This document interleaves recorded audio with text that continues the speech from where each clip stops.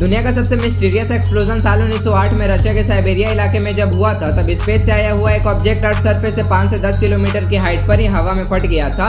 इस ब्लास्ट से जमीन पर तो कोई गड्ढा नहीं हुआ, पर 8 करोड़ से ज्यादा पेड़ जल गए और ये डैमेज भी बटरफ्लाई के शेप में हुआ था। देखो, साइंटिस्टों का मानना है कि टंगस्का इवेंट जब हुआ था, तब एक बड़ा एस्टेरॉयड या कॉमेट का टुकड़ा जो लगभग 50 से 100 मीटर चौड़ा था, वो हमारे धरती के एटमॉस्फेयर में बहुत फास्ट स्पीड से घुस रहा था। जब कोई चीज इतनी तेज आती है तो हवा के प्रेशर और फ्रिक्शन की वजह से वो गर्म हो जाती है और ब्लास्ट हो जाती है।